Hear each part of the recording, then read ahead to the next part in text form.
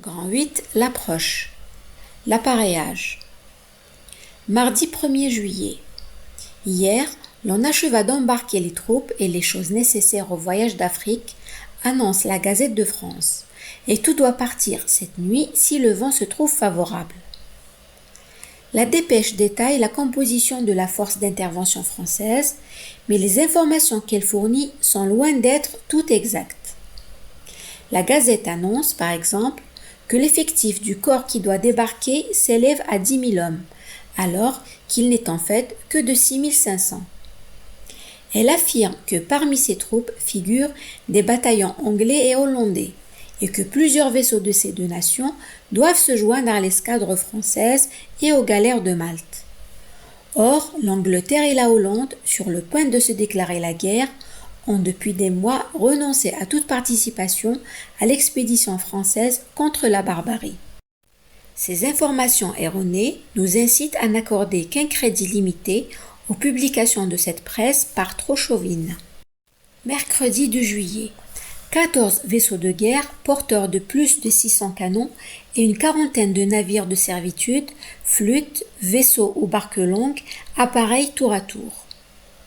La rade de Toulon se couvre de voiles.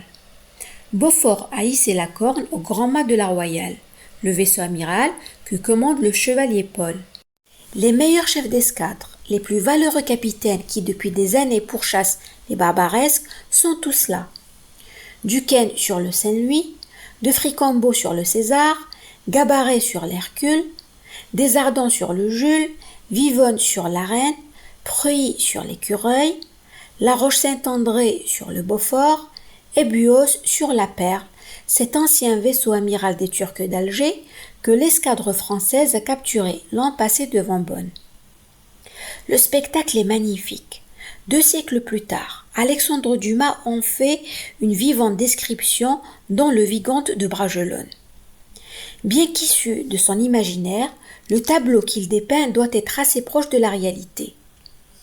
Des navires, écrit-il, s'élança une longue rumeur répandue sur terre par d'immenses acclamations. On imagine en effet l'enthousiasme de la population qui n'a pas vu un tel déploiement de force depuis les temps regrettés de la marine de Richelieu. Après ces semaines d'effervescence dans les rues de Toulon, d'activité intense dans le port pour l'armement des navires, leur chargement en vivres et en munitions et l'embarquement des milliers de soldats des régiments les plus renommés du royaume, les Toulonnais peuvent enfin rêver de la renaissance de la Royale et les marchands marseillais de la reprise d'un commerce régulier avec l'Afrique.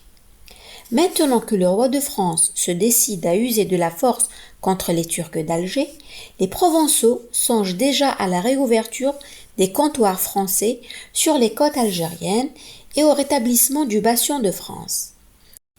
Les Toulonnais se pressent sur les quais et le long de la rade pour admirer le défilé des vaisseaux, aux bords hérissés de canons, à la poupe enrichie de boiseries et de sculptures dorées, à la proue où, sous le beaupré, des figures allégoriques pointent vers le large et défient l'ennemi. Les vents sont enfin favorables. Quelques bords suffisent pour franchir la passe. Dans la chaleur du mois de juillet, l'une après l'autre, les voiles blanches s'effacent dans la brume du cap Sissier. Les derniers ordres du roi. Alors que la flotte française fait voile vers Minorque, où la petite armada doit se rassembler à Port-Mahon, Louis XIV, depuis Fontainebleau où il réside en ce début d'été, adresse ses derniers ordres aux principaux responsables de l'expédition. Bien qu'il soit largement responsable de la mésentente entre les chefs, le roi est tout de même soucieux des conséquences qu'elle peut avoir sur la bonne marche des opérations. Les 3 lettres en date des 4, 5 et 9 juillet qu'il adresse à Beaufort sont révélatrices de cette inquiétude et l'insistance avec laquelle le souverain revient sur la nécessité de l'union laisse transparaître ses doutes sur les affirmations de Beaufort. « Je vous avoue, lui écrit-il, que l'union et la parfaite intelligence de laquelle vous me répondez m'est encore de meilleur augure pour l'heureuse exécution de ce que vous allez entreprendre. J'ai été fort satisfait, lui réitère-t-il le lendemain, principalement à l'égard de l'union avec laquelle chacun s'applique à me servir n'y ayant rien de plus important ni de plus essentiel à la prospérité de mes armes que cette parfaite intelligence qui par conséquent vous doit être recommandée de plus en plus.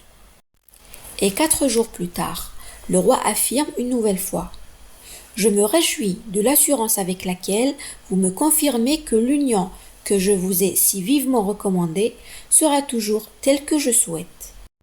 Enfin, le roi exhorte le duc à maintenir une stricte discipline parmi ses troupes.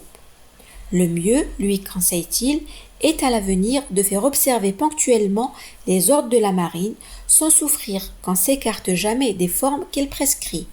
Et je vous recommande, une fois pour toutes, d'y être si exact que les moindres infractions soient punies exemplairement. Ce que j'ai à vous dire, qui importe au dernier point, insiste-t-il, est qu'il ne faut rien oublier, afin de contenir mes troupes dans une exacte discipline.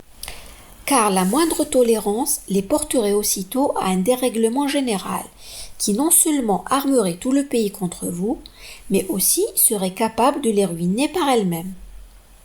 Paradoxalement, alors qu'il prêche l'union, Louis XIV écrit respectivement à Gadagne et à Vivonne 2 lettres, à peu près identiques, pour leur enjoindre de l'informer dans le secret de la vérité de tout ce qui se passera pendant l'expédition. Monsieur de Gadagne, écrit-il le 10 juillet au général, vous m'avez fait plaisir de m'informer du véritable état de mes troupes. Vous continuerez avec soin à me mander à moi-même tout ce qui se passera soit dans la descente à terre ou dans les autres occasions, et il n'y a point de scrupules qui vous en doivent empêcher, car je veux avoir connaissance du détail de toutes choses et par différentes voies, et afin que vous puissiez plus librement me satisfaire, je vous réponds du secret. On ne peut être plus clair. Le même jour, Louis XIV écrit à Vivonne. Vivonne, voulant être informé de tout, et même par plus d'une voie afin de connaître la vérité plus distinctement et plus à fond, je désire que, préférant ma satisfaction et mon service aux considérations particulières que vous pourriez avoir, vous me mandiez soigneusement tout ce qui se passera dans la descente de nos troupes et dans les autres occasions qui serviront cette action. Je recevrai avec confiance les choses que vous m'écrirez, et outre que le secret, pour celles qui le mériteront, vous sera gardé exactement, vous pourrez vous assurer que cette ponctualité me sera fort agréable et qu'elle ne diminuera pas l'affection que j'ai pour vous. Voilà des instructions qui confirment le peu de confiance que Louis XIV accorde à son cousin, mais qui ne manqueront pas d'envenimer les relations entre les officiers généraux. D'autant que tout laisse supposer que le roi a donné des consignes identiques à Clerville lorsqu'il l'a rencontré quelques jours avant son départ.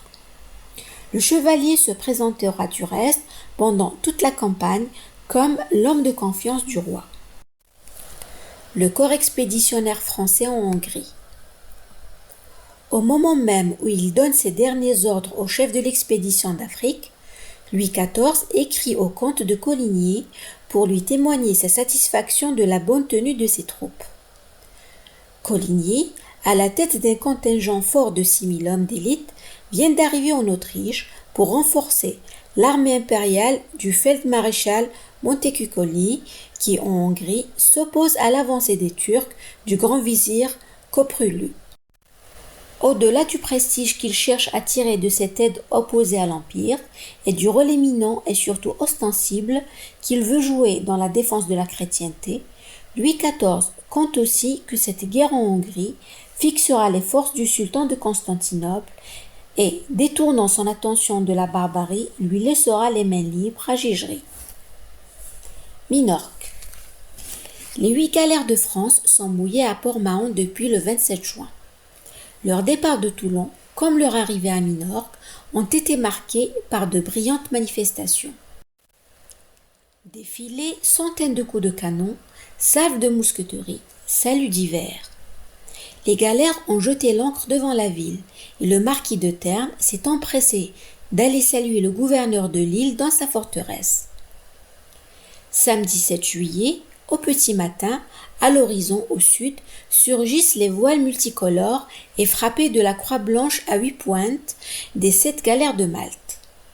Sous les ordres du commandeur de Galdiane, elles ont quitté Malte depuis plus de 2 semaines, mais ont été immobilisées 9 jours durant par des vents contraires au cap de la Poule en Sardaigne.